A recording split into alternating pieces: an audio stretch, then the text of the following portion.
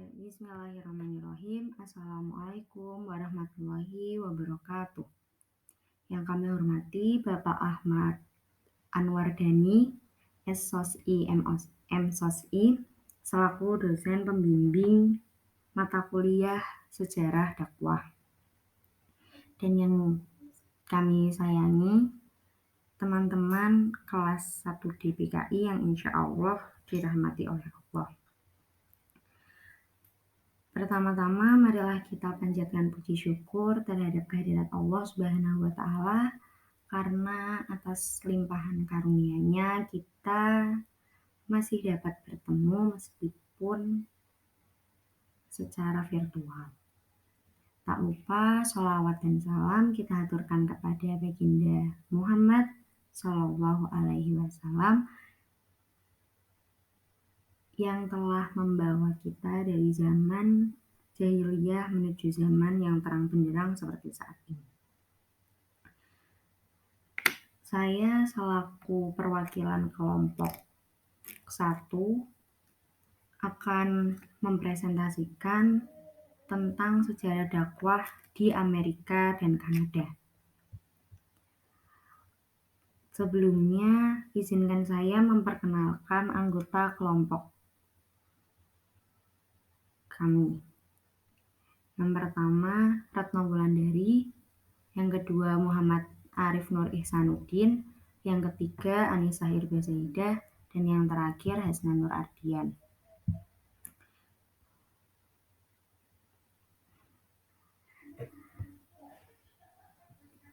Materi yang pertama adalah perkembangan penduduk Muslim di Amerika.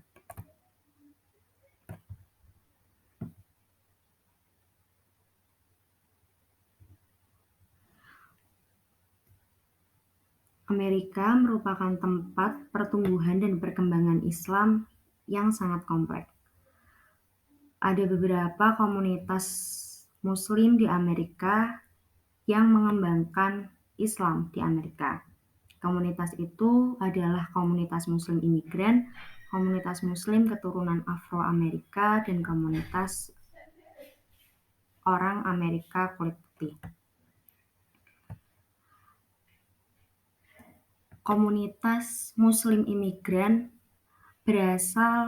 sebagian besar berasal dari Timur Tengah. Kemudian kelompok Afro-Amerika berasal dari keturunan Afrika yang masuk ke Amerika. Dan komunitas Muslim Amerika berkulit putih adalah komunitas Muslim yang dari ras kulit putih. Jumlah penduduk Muslim di Amerika kini sekitar lebih dari 7 juta penduduk. Selanjutnya adalah materi model dakwah Islam di Amerika. Yang pertama adalah penindasan ras kulit hitam atau Afro-Amerika sehingga banyak dari ras tersebut yang memeluk agama Islam. Yang kedua adalah kelompok semi-Muslim memadukan simbol nasionalisme kulit hitam dengan simbol Islam. Yang ketiga adalah adanya organisasi Islam di Amerika, yaitu American Islamic Propagation Movement dan Nation of Islam. Kemudian didirikan masjid di berbagai tempat, serta berkembangnya organisasi-organisasi Islam. Ras kulit hitam atau keturunan Afrika menganggap bahwa ras kulit putih yang beragama Kristen sebagai agama yang gemar menindas kaum kulit hitam, bahkan menjadikan kaum kulit hitam sebagai kaum kelas 2. Sedangkan agama Islam adalah agama yang mengajarkan tentang persamaan kedudukan, tidak membedakan ras, golongan, serta latar belakang seseorang. Sehingga mulai muncul kelompok semi-Islam yang memadukan penggunaan secara selektif simbol-simbol nasionalisme kulit hitam dengan simbol Islam. Kemudian adanya organisasi Islam American Islamic Propagation Movement yang didirikan oleh Muslim terpelajar bernama Muhammad W. pada tahun 1893. Organisasi ini berusaha secara langsung untuk mengajak warga Amerika memeluk agama Islam. Kemudian ada juga organisasi Nation of Islam yang didirikan oleh Wallace D. Fard Muhammad. Imigran Muslim datang ke Amerika awal abad ke-20-an. Mereka awalnya beribadah di rumah masing-masing atau secara bergantian di rumah anggota lain.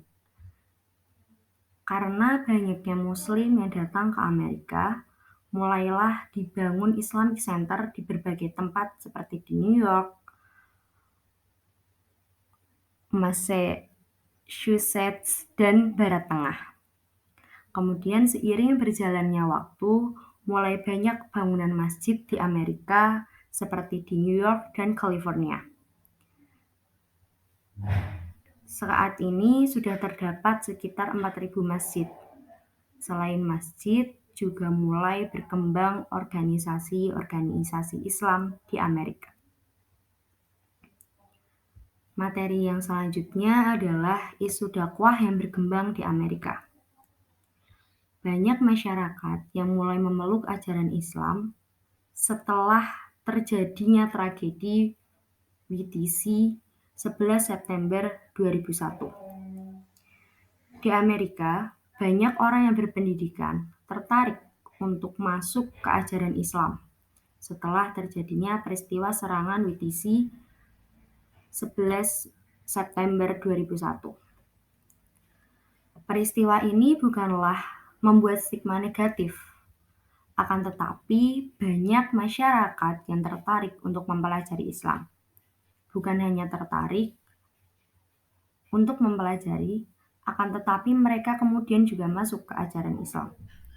Karena Islam bukanlah agama yang garang seperti yang diberitakan, akan tetapi Islam merupakan agama yang ramah.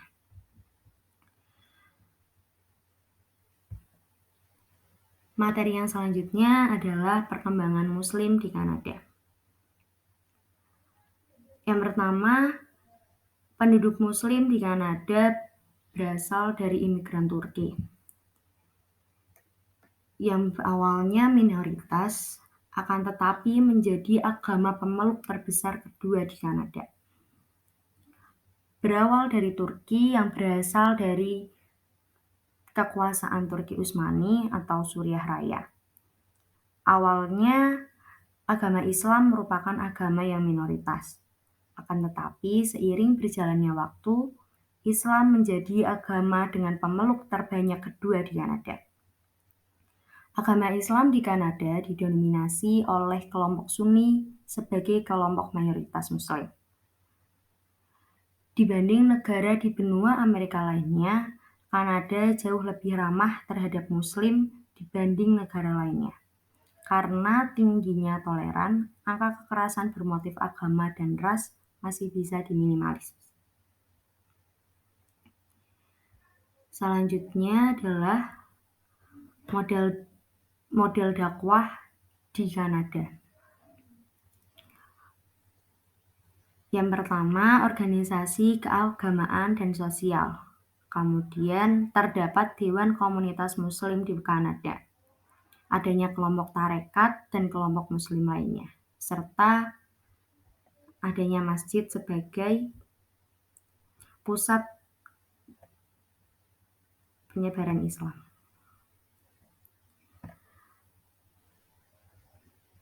Terdapat organisasi keagamaan dan sosial yang muncul di Kanada.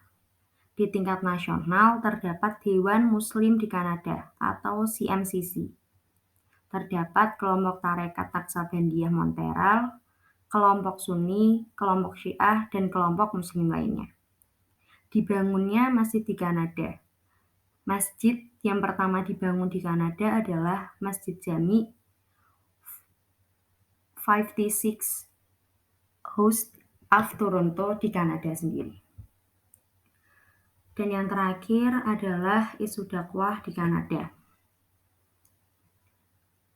Yang pertama adalah Muslim berdampingan dengan damai di Kanada. Para muslimah juga dapat menggunakan hijab dengan bebas, serta banyaknya komunitas muslim di Kanada.